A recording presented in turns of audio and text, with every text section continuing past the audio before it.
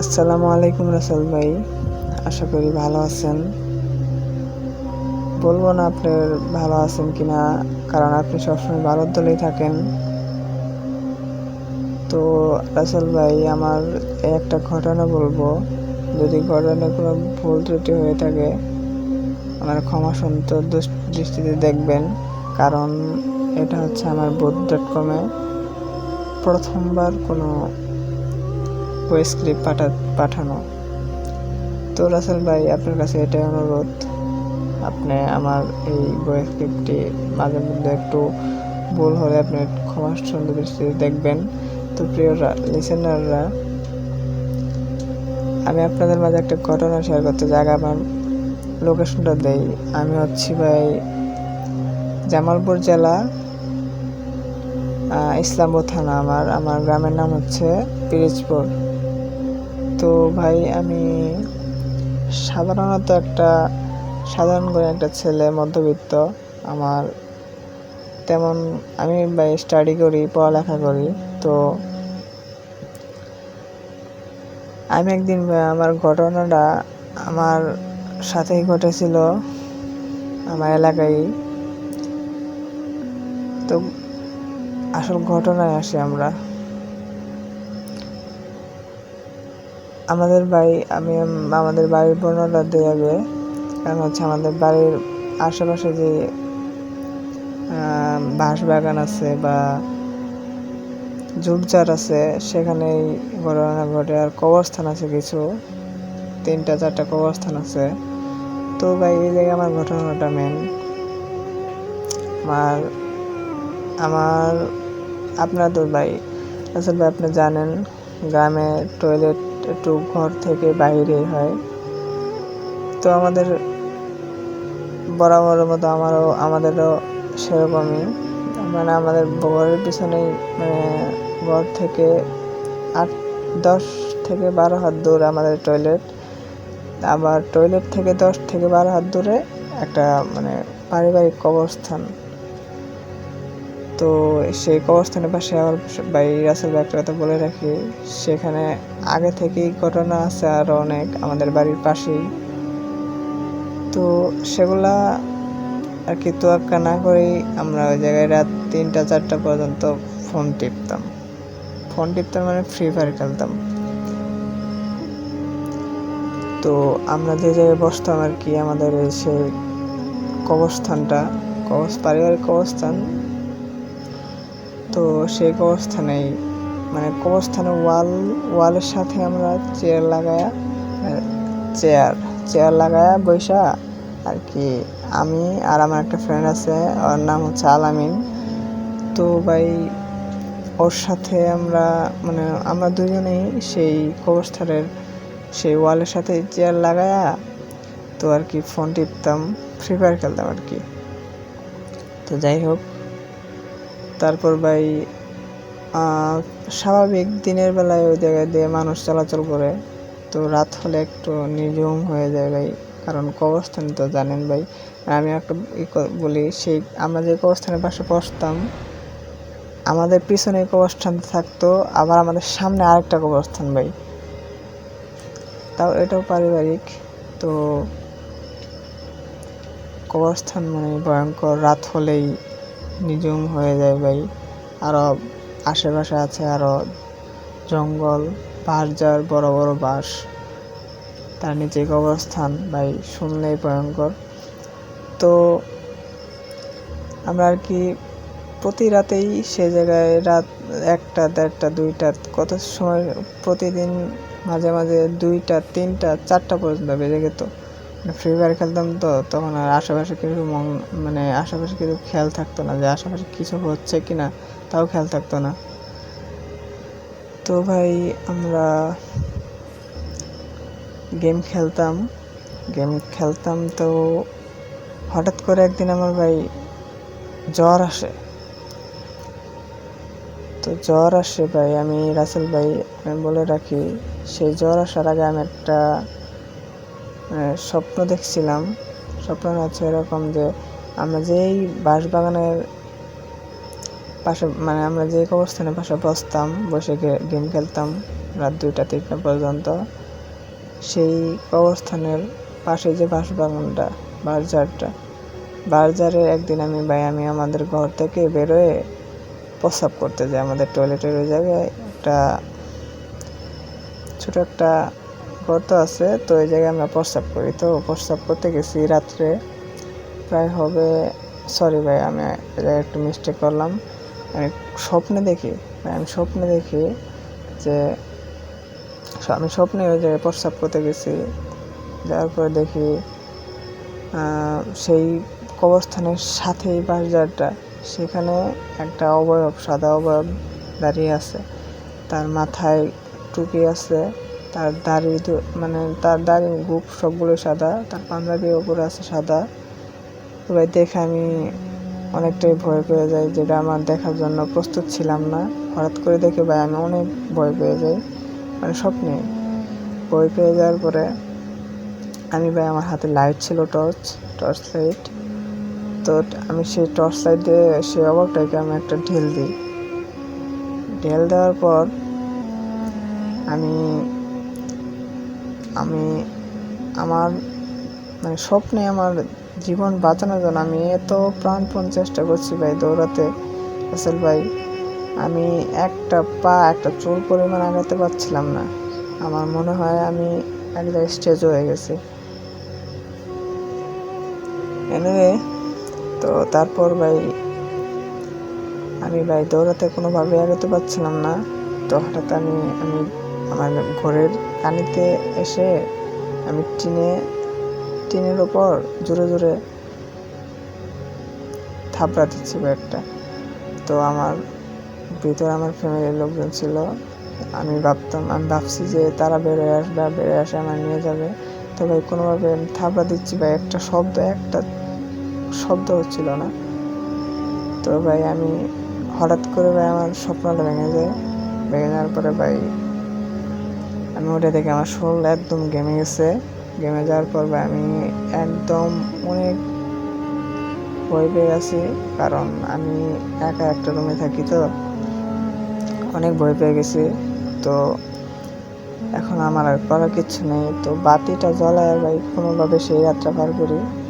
তার থেকে রাসেল ভাই 10 থেকে 15 দিন পর ভাই এর মধ্যেও কন্টিনিউ আমি সেই কবরস্থানের পাশেই, এই স্বপ্ন দেখার পর কবরস্থানের পাশেই আমি কন্টিনিউ ভাই গেম খেলতাম, ফোন চালাইতাম রাত 2টা-3টা পর্যন্ত। আমার সেই ফ্রেন্ডের সাথে আলামিন যে না বলছিলাম,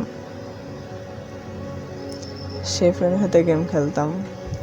তো কন্টিনিউ সেই 10-15 দিন পর্যন্ত গেম খেলছি। তারপর হঠাৎ করে ভাই রাসেল ভাই আমার একদিন জ্বর আসে। রাসেল ভাই এমনই জ্বর আসে, আমি কি বলবো ভাই, আমার এতটা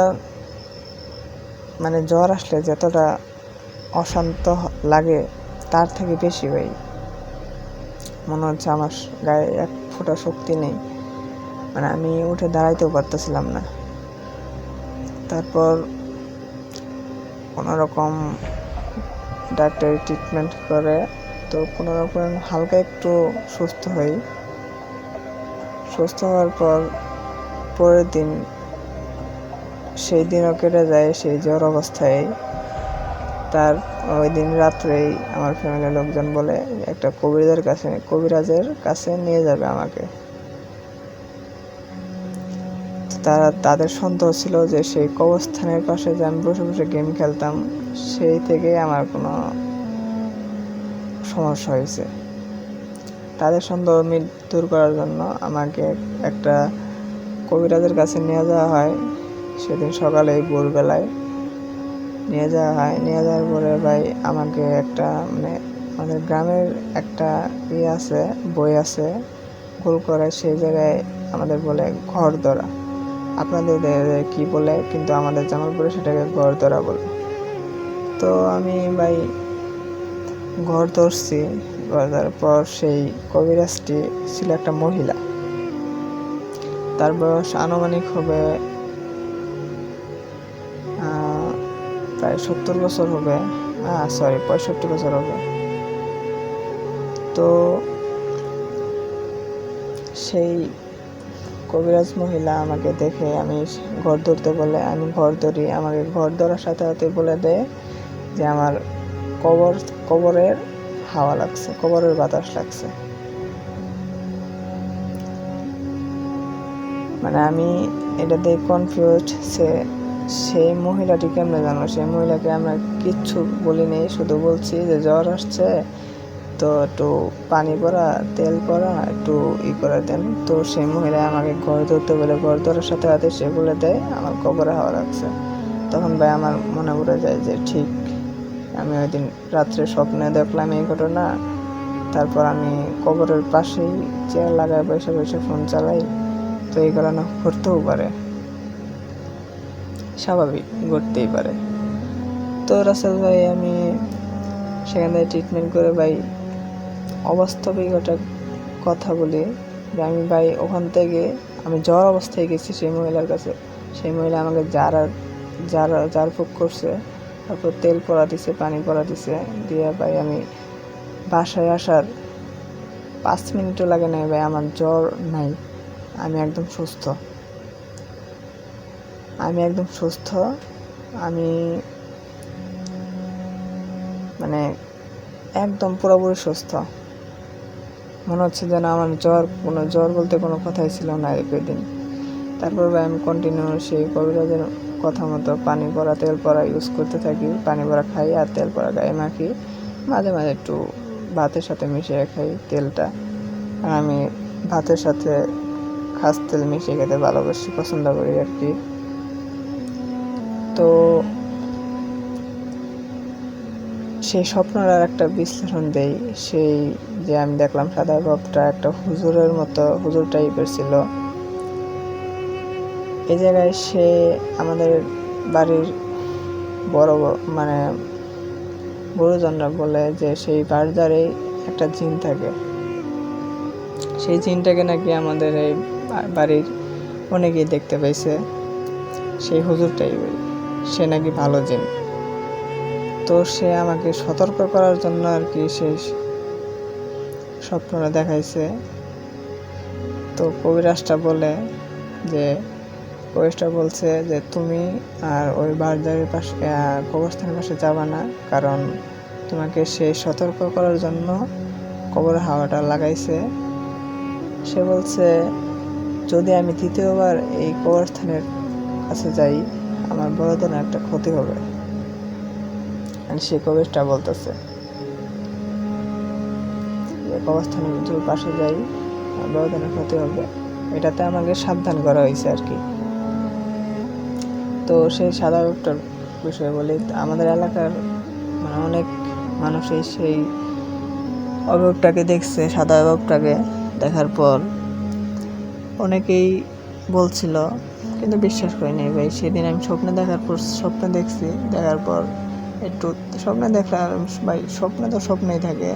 তারপরও ভাই স্বপ্নটা আমার হঠাৎ করে একদিন সত্যি হয়ে যায়।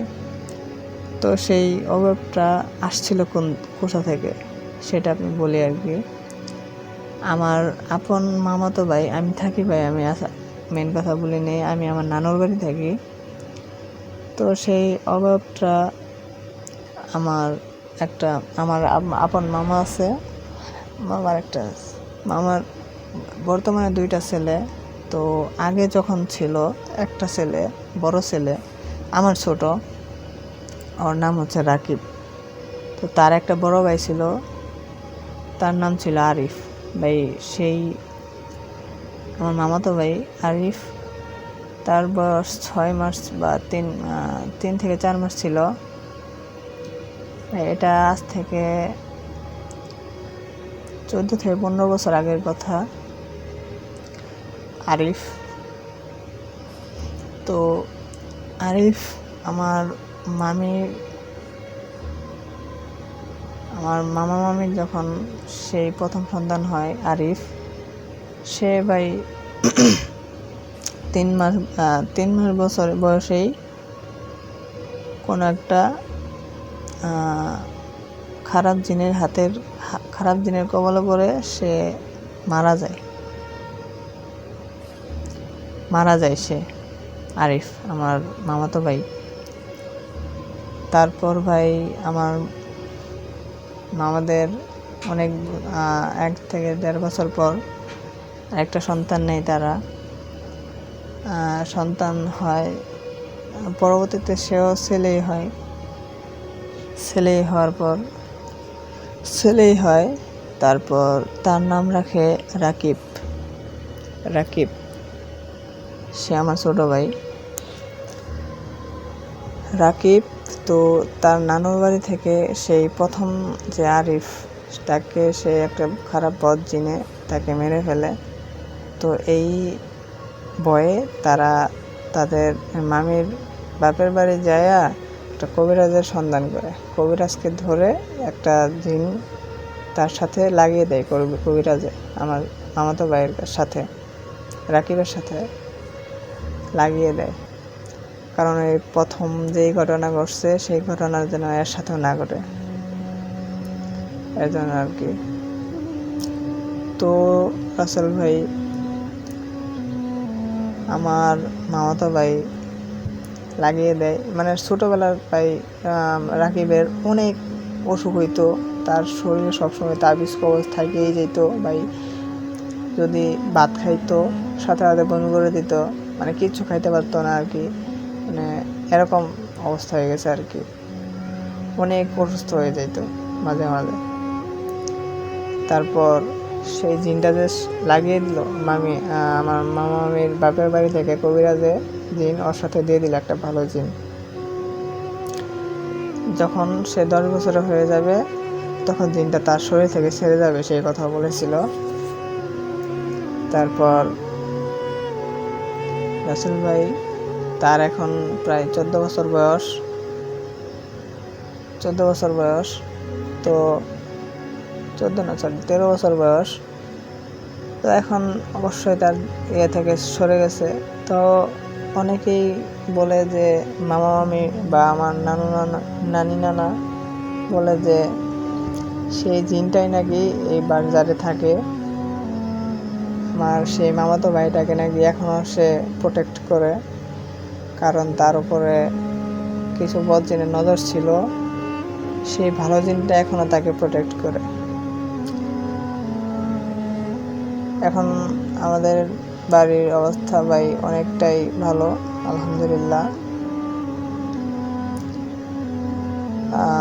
এটাই ছিল রাসেল ভাই আমার ঘটনা, আমার নিজের এলাকার আমার সাথেই ঘটে যাওয়া ঘটনাটা। আর প্রিয় শ্রোতারা, আপনারা যাদের শুনলেন কেমন হয়েছে ঘটনাটা, আর মাঝে মধ্যে একটু ভুল ত্রুটি হতেই পারে, সেটাও ক্ষমা সুন্দর দৃষ্টিতে দেখবেন, কারণ আমি এটাতেই ভর্তি হলাম, এটাই আমার প্রথম ঘটনা।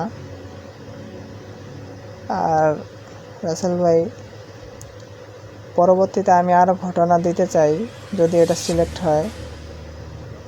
আমার এলাকার আশেপাশে আরও ভাই ব্রাদাররা আছে, তাদের কাছে ঘটনা সংগ্রহ করে আমি আপনাকে দিতে পারি, যদি এই ঘটনাটা সিলেক্ট হয় আর কি। তো ভালো থাকবেন রাসেল ভাই, খুদা হাফেজ, আসসালামু আলাইকুম।